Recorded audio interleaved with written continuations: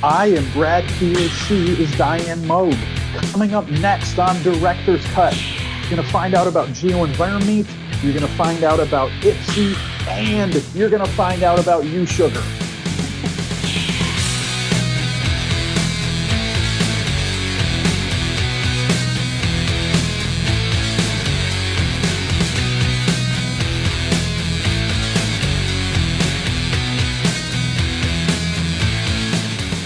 Hello again, everybody, and welcome to another episode of Director's Cut. My name is Brad Keelor. I'm the director of the Geo-Institute, and that is why we call this show Director's Cut. Every single week, except during summer and 1 week at the holidays, I sit down with a different GI member who has stories to tell. Some of them are personal, some are professional, but all of them are fun. If you don't know anything about the Geo-Institute, after you watch this today, and you should watch it just normal speed, do not be tempted to increase the speed of the video and make us sound funny. You should head over to geoinstitute.org, and there you will find out that we are a technical society with about 12,000 members, most of whom are geotechnical engineers and or geologists, and that we are part of the American Society of Civil Engineers. And if you like what you see today, and despite the cold weather across this land of ours too late in the year, you're probably going to like what you see. You should click like, subscribe, and get notifications, and we will let you know every time we post something to the YouTube channel. Now, coming to us from the left coast of the United States of America, about as far over land as you could get from where I am in the palatial Keelor Estate in Northern Virginia, where she is a faculty member at Portland State University. It is Diane Moug. Diane, thank you for doing this today. Hi, thanks for having me. It is a little bit of a trip from here to Portland. We'll be getting together in just a few weeks to start talking about Geo-EnvironMeet, the nitty-gritty of Geo-EnvironMeet, and we will talk about that a little later in the interview. We have 10 questions, the same way that we always do, and 2 are exactly the same that we ask everybody else. So let's start with that. Describe your job in 45 seconds. All right, so I'm an assistant professor here in the Civil and Environmental Engineering Department at Portland State University. My job is teaching, a lot of teaching and time with students, and then also a lot of research. I think I'm kind of 50-50 in both. Yeah, I teach classes in geotechnical engineering, a lot on site investigation. My favorite is the undergraduate geotechnical engineering class to introduce students to geotech for the first time and get their hands into soil and just to have them think about that side of civil engineering, which I don't think that they ever have had to in their degrees up to that point. So it's fun letting them know how interesting it is. And then research. So that's okay. Ahead. No, you finish, and then I've got a good follow-up for you. Well, yeah, and then research, I do a lot on site investigation and then looking at the soils in this area and the earthquake hazard of those soils. That's awesome. We will talk a little bit more about the specifics to your locality here in a few minutes. Thinking about those students that come into geotech for the first time, do you have a favorite question that you inevitably get asked at the beginning of the class? Oh, that's such a great point. I don't know about a favorite question, but I think that just trying to explain to them and think about what soil is, at least as we define soil. A lot of times they're thinking about their garden soil, or kind of the agricultural definition of soil. And so getting them to think about no, this is you go to the beach and you're standing on soil, or that deep clay at the bottom of the lake, that's the kind of soil that we're talking about. So I think that that's the fun part of it. Yeah. We have many fun questions on Director's Cut. I often refer to it as the meat and potatoes of the interview. That's where we really learn the amazing things about our guests. And so the first one for you, Diane, and I told you I worded this one specifically. What's your favorite food to eat that you also prepare well? Because I think a lot of people's favorite foods are generally things they don't know how to make. Yeah. So got a little more specificity on that one today. Sure. I appreciate that specificity. And actually, I think my favorite food is pizza. And I think I make pretty good pizza, but my husband, he refuses to have us make pizza. He thinks that it's always less expensive to go out and get it. And Well, Portland, and Portland has excellent pizza. So, I mean, I don't fight him on that one. But I love baked goods, like any kind of baked good, cookies, cakes, bread. And I like to think I'm pretty good at making them. I've picked up making bread again recently, and I don't know. I think it's pretty good. I wish I had more occasion to make cookies and cupcakes and all that, but I don't, which is probably for the best. so if someone told you they wanted to start baking bread, Yeah. what is a recipe that you would tell them to start with? Something that's one, tasty, but two, pretty hard to screw up. So I'm thinking about kind of sourdough bread type of things. And you can do one with you make I think it's called a poolish or something, and you mix yeast and let it sit overnight and just a little bit of flour and water. And then that overnight gets it tasting pretty good. And then the next day you mix in all the flour and whatnot, and salt. And then I think it's pretty hard to mess up as long as you just are willing to give it time, and not active time. You just kind of work it, and then you have to let it sit for a while, and it turns out pretty good for not a lot of effort. We got to ask a pizza question too here to follow up. So when you are able to convince your husband to make the pizza, what do you guys typically go with, and what do you put on it when you make it at home? So usually go with, actually, I think I like to do it on the barbecue, where you make the dough and then you do the dough on the barbecue and then add the toppings. It comes really quickly. It's great for having people over. I mean, my favorite pizza is pepperoni and anchovies. And I mean, you can get those ingredients pretty easily and just not have to do a lot of prep for them. So and again, it's hard to mess up. And a shout out here to GI's Chief Culinary Officer, Matt Evans from Oregon State University.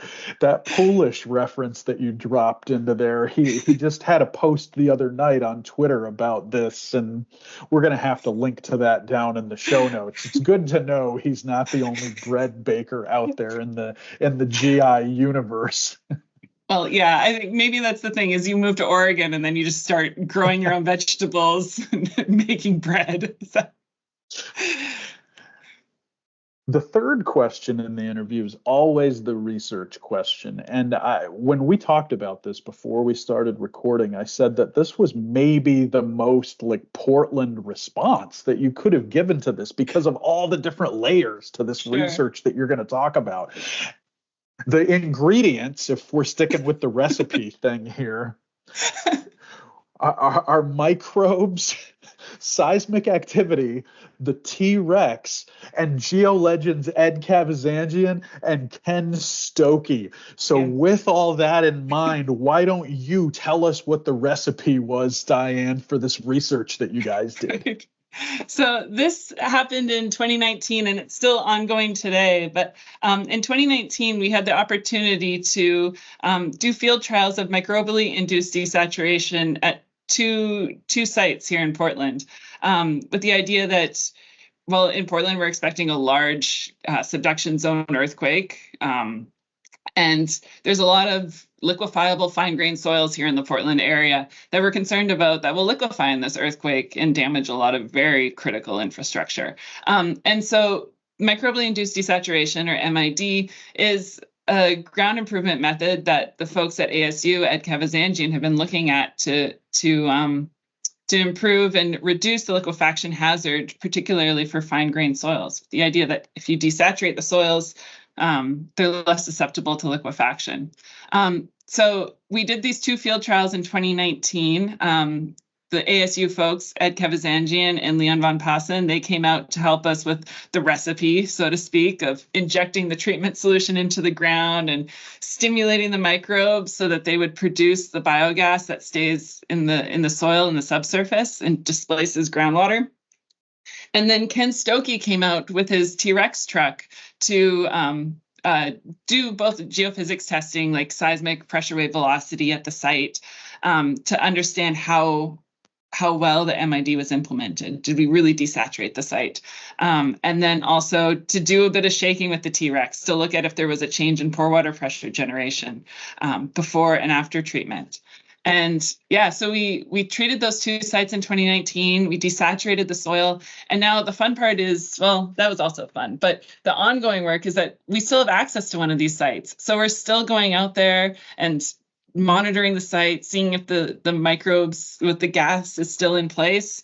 And yeah, that we also have ongoing research planned out there to really understand where the gas is, how long it's going to last, and also get some more understanding of the work in the lab. So the idea is that like we think that if this is a successful or is an effective method, that there's a lot of impact that could be had here in Portland with all the fine-grained soils, and there's a lot of fuel tanks on liquefiable soils, that this could be a potential ground improvement method for those fuel tanks. That's awesome. Can you talk a little bit about how the climate of that region impacts the soil profile that you guys see there? I mean, because it's like, it's hard for me to fathom as an Easterner, like, the temperatures that you guys see, because it's not as hot as it is out here, and you get so much more precipitation. What impact does that have on the soil types that you guys are working with?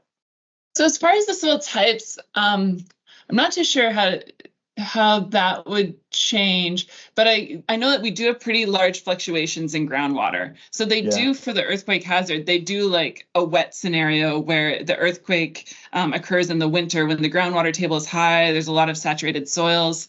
And then there's also the hazard scenario, which is in the summer where the water table is lower, a lot of the soils are drier, particularly for like earthquake-induced landslides in the hills around Portland. We want that earthquake to occur in the summer, and with far fewer landslides likely.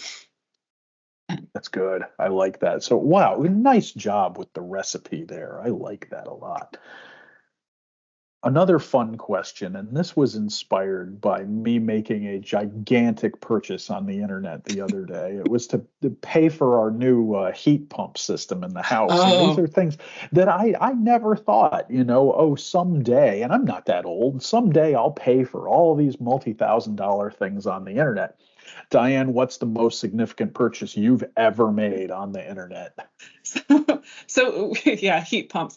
We just did a kitchen renovation where, like, I imagine a kitchen renovation like 20 years ago, you're going to the showroom and you're like maybe doing credit cards to buy all your new appliances and all that. Now it is all internet. So like, I don't know about our most significant purchase, but it's right along the same lines of like, we bought our stove and our fridge and the dishwasher. Actually, probably the dishwasher was the most significant purchase, because we did all this with supply chain issues still propagating from COVID, right? And so the dishwasher we wanted was no availability. And my husband, who is so detail oriented, like he's the person you want in charge of your kitchen renovation, he tracked down a dishwasher that we could buy that was like on the East Coast with a certain showroom.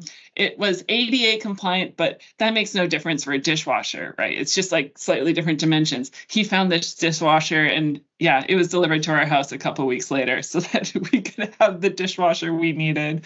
And I would say that that's kind of a, like, to a certain degree, like a sight unseen, fingers crossed internet purchase.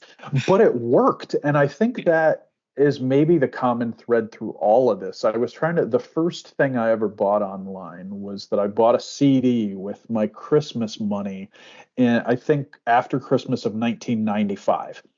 And I was shocked when it arrived at my house, like that the whole transaction had worked smoothly. And then that became a pretty standard thing within a few years. But to get to where we are now, like with you guys, locating that specific dishwasher and being able to get it sent across the country and having it show up, it's amazing to me the degree of confidence that we have put in this over just a few years. Like, I don't know about you, but I feel like for me, my amount threshold has greatly increased, and it's done it gradually over time. Like, there's no way I would have bought anything that was $1,000 on the internet in 2001, but now it's not such a big deal, right? Because you have faith that it's gonna work. But how's the dishwasher? Dishwasher's excellent. Yeah, we spent too long without a dishwasher. My goodness. Yeah. So yeah, so even before internet purchases, like I'm reminded of in 2005, I was in Vancouver going to school, and my family was still in Calgary. And for Christmas, I really wanted hockey tickets to like a Vancouver Canucks Calgary Flames hockey game in Vancouver. And my dad tracked it down through some like ticket reseller in Vancouver that was recommended to him by his brother. And I mean, now you think about that would just happen on the internet. But that was like, he called a guy that I think my uncle called Sketchy Nick. And I like, my dad said, okay, you've got to call Nick. You have to go down to the arena and you're going to like find him and get the tickets. And sure enough, it all worked out. But yeah, that's also like a pre-internet, things weren't as easy as maybe we're making them sound.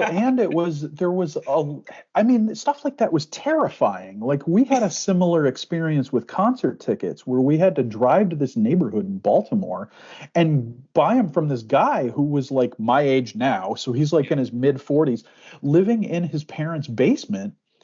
And like, we had to bring a check. It was very specific, the instructions that we had to do. And I'm thinking, like, now, again, this would just not be a thing. You would never meet that person. No. So yeah, you would just get something on your phone, and then, yeah, it should all work out. Right? But here's to Sketchy Nick from getting us to where we are today.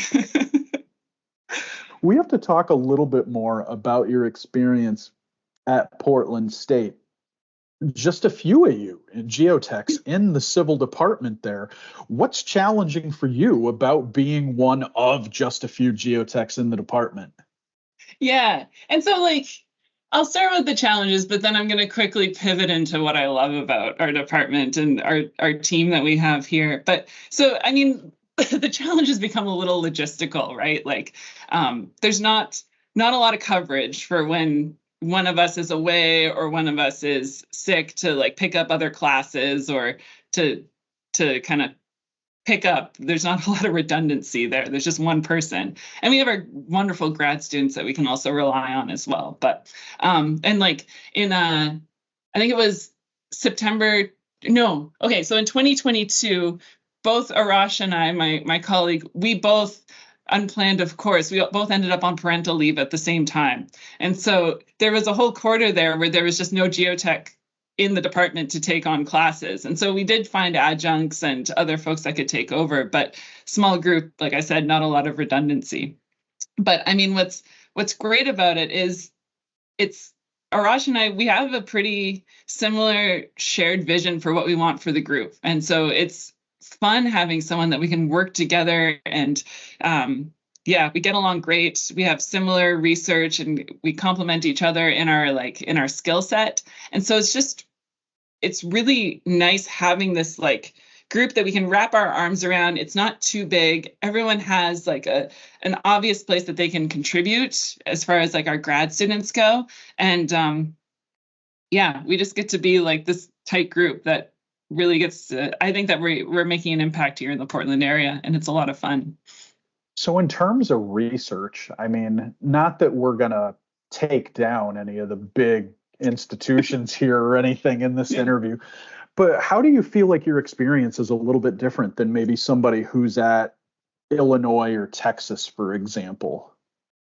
So I mean, Portland State itself there's different departments and different schools within Portland State that are pretty research active, and then those that aren't. And so we do get to sort of stand out with our department as like one of the research active departments. And so we get to, it is nice having that shared interest and support from the department. It is a small department. I think there's like 20 faculty members. So we know everyone, like there's good relationships between everyone. And I think that we're all like, there's not so much of I don't get a real competitive spirit. I don't know whether that's just the size or if it's Portland. Like Portland itself tends to be pretty friendly and cooperative, but that's kind of the sense I get from this department. And I think it also means maybe not no silos, but definitely fewer when you're in that kind of situation. Because like you said, you kind of don't have a choice. Like everybody has to work together, and it does make it a really nice environment. Yeah. The other question that we ask everybody when they come on the show is, how did you first get involved with ASCE and GI? Yeah. So let me think. I attended my first Geo-Congress in 2016 in Phoenix. The UC Davis graduate student group, we rented vans and we drove from Davis to go to Geo-Congress in Phoenix. And then on the way back, we went through Las Vegas so that we could tour the Hoover Dam. And a special group of us went to see Britney Spears in concert. Okay, because I was going to say, how many people do you talk to that say, well, we had to stop in Vegas to see the Hoover Dam? Usually those two clauses aren't put together like that. Yeah, I think that it might have been the Hoover Dam was the first. And then kind of like the social leader, she said, is anyone interested in going to see Britney Spears? And there was a good group that raised their hands. So we've talked about the van trips a little on episodes over the years. I mean, had you ever done that before, like to a conference? Like, what did you think going in when somebody said to you, yeah, we're gonna get in these vans and drive 900 miles to Phoenix on this road trip? And like, are you just all in right away? How did that go? I think I said, we're going to get vans and we're going to drive to Phoenix. So yeah, I mean, there were a couple of students that said, no, thanks, I'll fly. And then they did the drive back to tour the Hoover Dam, of course. But I don't know. I grew up doing road trips. I had done van trips before, like I think through like maybe some church trips in high school, or like, oh, of course, I did geological engineering in undergrad. Yeah. I mean, so like getting a bunch of engineers in a van and driving somewhere is just like, that was just par for the course for me. And then like in cycling, we'd do van trips to races. Oh yeah, to me, it was just like, of course we're going to take a van to Phoenix. Yeah. So the future of your career here is in the balance: Hoover Dam or Britney Spears? Why can't you just? Well, we did do both. Yes. But neither one was better or worse, I assume. No, both very memorable, and yeah. And only here will I tell you that both happened. I like that. That's one of the best answers we've had in a while. You know, so many of these are just, well, there was pizza and beer, and so I went. That's good stuff. We have to talk about cycling a little bit. And the eagle-eyed viewers might even see behind you a bike helmet right off to the side. How did you get started cycling? And I guess the follow-up to that question is, and where has it led you? Sure. So I did my undergrad in Vancouver, and then I worked out there for a couple of years. And Vancouver has excellent mountain biking. Like anyone at Geo-Congress could probably look across at those mountains, and there's just incredible trails there, like for a lot of people, right out their back door. And so I started mountain biking in Vancouver and kind of fell in love with it back in, like, let's say when did I go to grad school? 2011. And then after about a year of it, I was going to grad school in Davis, where you have to go far to get to any kind of mountain biking from Davis. It is flat. So I started road riding or road cycling in Davis, and I joined the cycling team there, and then quickly got kind of channeled into racing and started racing throughout most of my time in grad school. And so that was great. I mean, there's a really strong cycling team there, great women that I got to race with, and like smart women too. Like a lot of them were doing their PhDs at the same time. Like, one of those friends, she's a geologist, and like she's connected me to a bunch of people for research to then like reach out to. I have a meeting with one right after this to understand about different geophysics techniques. So it's, in some ways, it's kind of led me to like a whole nother like academic connections through those connections I made there. But then when I was racing, there was collegiate racing, and the nationals. You do collegiate nationals, and the first year I did it, it was in Utah, in Ogden, Utah, and then the next year was in Richmond, Virginia. And so I've also gotten to go to some interesting places around, and and then I did.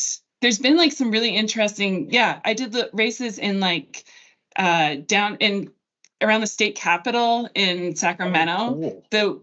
The Tour of California did like a women's. I think it was one of the first years they did a women's edition, and there was a race around the state capitol. In Bend, Oregon, I did a couple stage races there, which, I mean, you're like cycling around Mount Bachelor, and also in like New Mexico, and the Tour of the Gila, where like you're up in the high desert and doing all kinds of scenery. Amazing. Oh, so the stuff you get to see makes that all worth it. Oh. Yeah. I mean, there's a lot of like Central Valley, California farmland races, but you do those to get to like the more interesting ones. Still, as a Midwesterner, it's important to know where your food is grown. So don't discount that. For many years, I think people have associated Portland with hipsters, and they are everywhere. What are the magic ingredients that make Portland so cool? Yeah. So I've been thinking about this a little bit, trying to like dig down to like a theory of why Portland is so great. And I think that it might be because like our winters are wet and dark, and our summers are beautiful. Like, you don't want to go on vacation in the summer here because like it is just, the weather is perfect and the city is beautiful. And so because we have like these dull winters and these fabulous summers, I have to believe that like part of what makes Portland so great is that there are wonderful places to be inside eating great food so that you can like hunker down in the winter and escape the weather. And then like there's great outdoors so that you can enjoy it all through the summer. And if you're really hardy, like people get out through the winter as well. But yeah, so there's like great food, great drinks, great beer in Portland, wonderful gardens. Like the climate is so great for gardening and growing your own food or flowers. Nobody has like a front yard of just grass. There's lots of like raised beds and blueberries and flowers and trees in everyone's garden.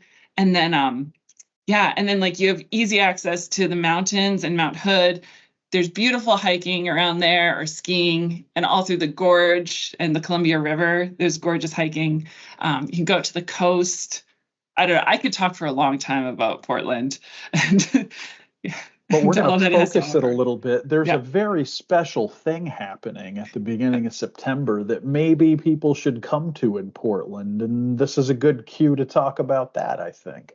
Yeah, in Geo-EnvironMeet. Yeah, am I saying that right? Geo-EnvironMeet. Yeah, happening in September in downtown Portland. So, I mean, it's going to be a great conference. I think that Arvin and the whole technical committee and organizing committee is doing a great job at developing the programming in downtown Portland. So you'll easily be able to access like the great restaurants we have. Go down to the river and take a bike ride along the river. You can go up to the Rose Garden or the Japanese gardens and up to Washington Park.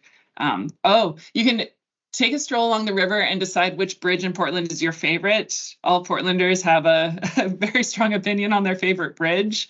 You can have a lot of fun. Oh, that's great. And if you're into this, I was very excited to go to Everyday Music when I was out there and stock up on a bunch of CDs. So if anybody wants to come with me to do that, that is one of the finest CD stores, music stores in the entire Western United States. And so I will happily lead people there if they want to go with me. You have more that you have to pitch here, Diane, because we have 2 questions left. You are super involved now. You're on the board, I believe, of USugar. And so we have to talk a little bit about USugar. If you are a faculty member, why should you get involved with USugar? So USugar, I guess maybe we have to tell people what it is first, in case they don't know. Yes. Okay. The United States Universities Council of Geotechnical Engineering Researchers. And research. And research, okay. Very good.